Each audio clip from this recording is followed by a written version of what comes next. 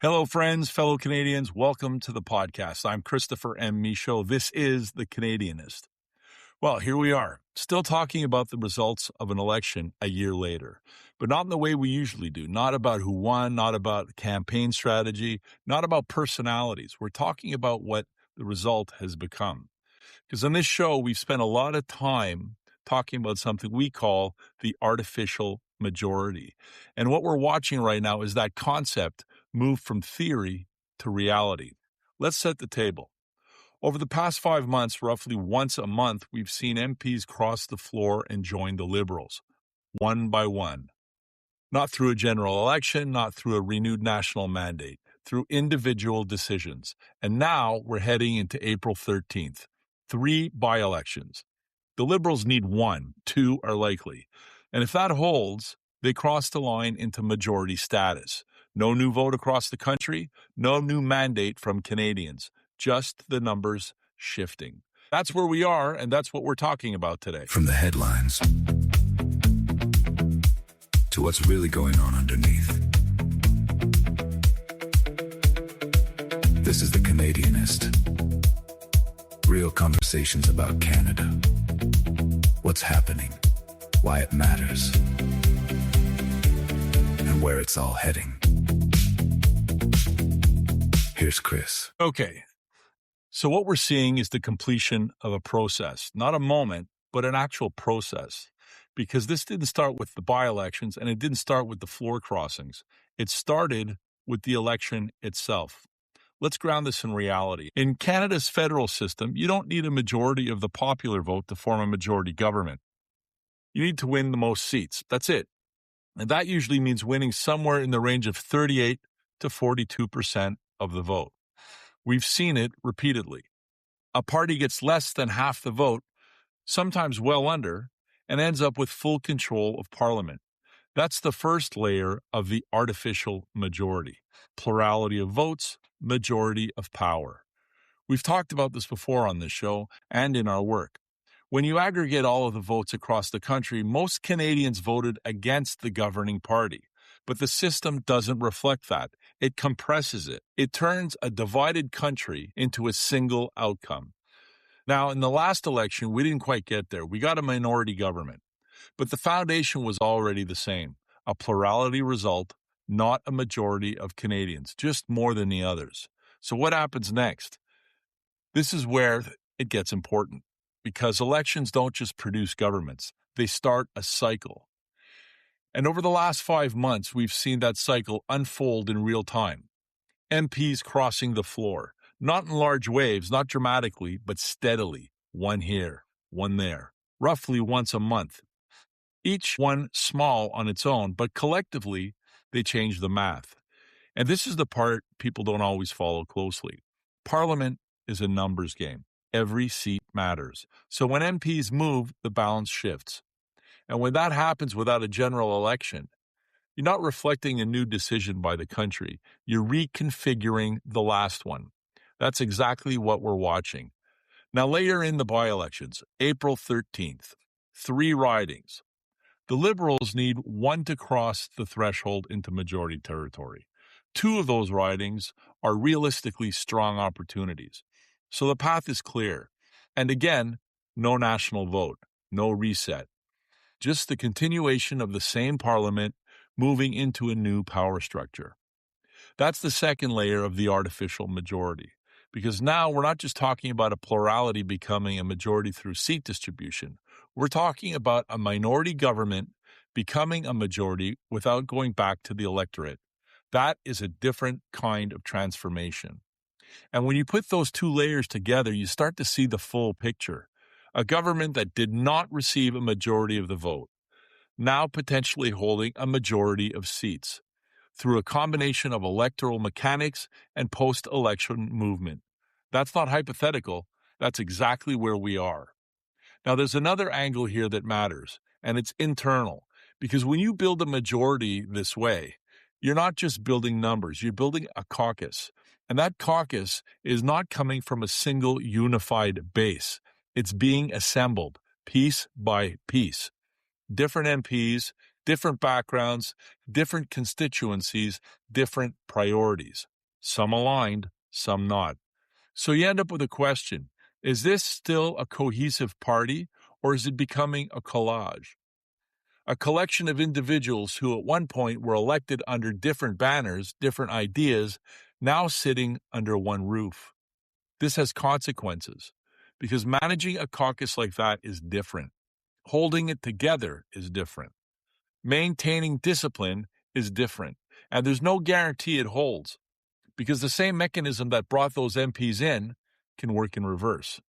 Someone crosses in, 6 months later, they sit as an independent. Or they break on a key issue. Or they're pushed out. Or they realize the alignment isn't there. So even as this artificial majority forms, there's instability inside of it, which raises another question. If it can be built this way, can it just as easily come apart? And through all of this, we come back to the core point. Is it really a majority?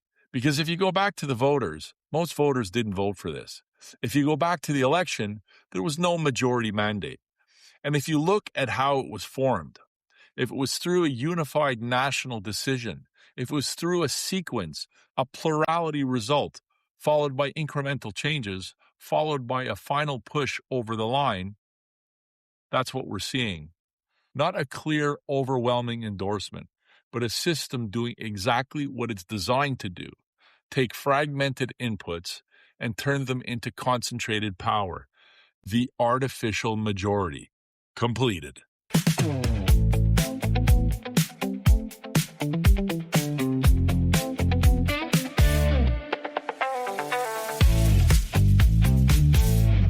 Hey everyone, welcome back. This is The Canadianist. I'm Christopher M. Michaud. So the first segment of the show, we were talking about the artificial majority and setting it up and explaining our view on what it is. And people are angry right now, and honestly, they should be.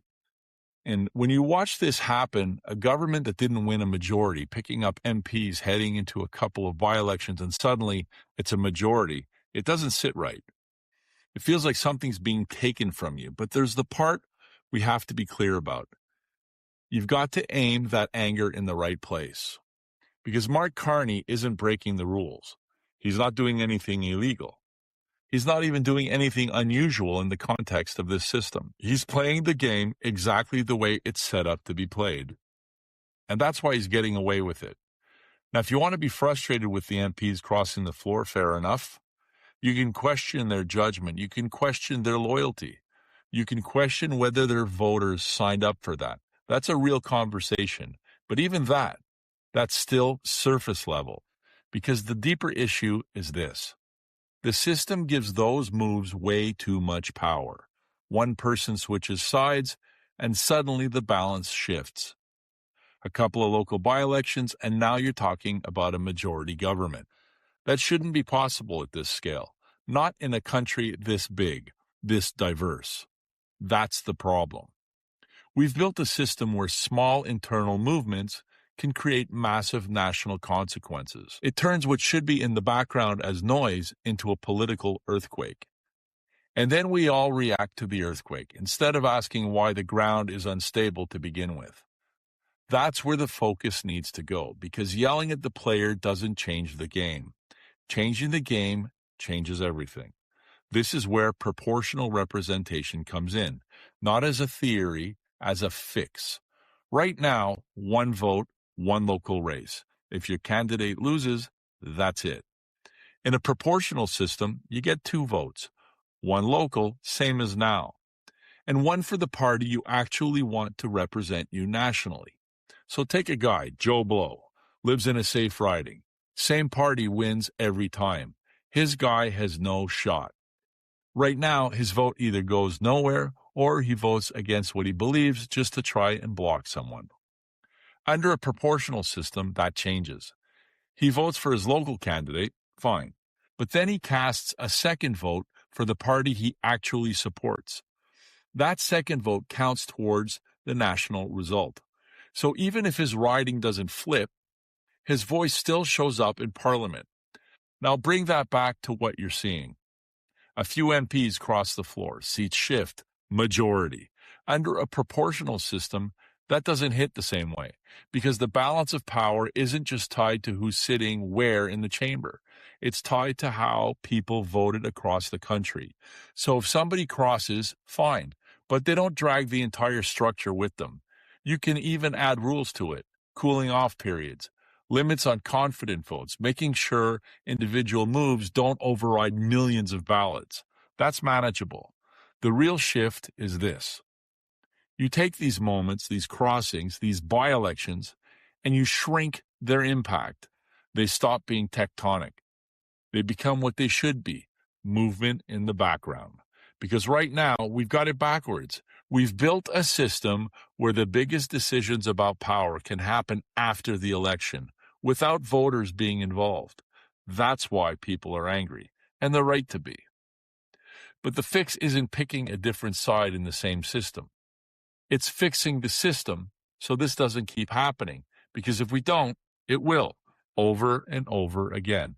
Different leader, different party, same result, and the same frustration every time.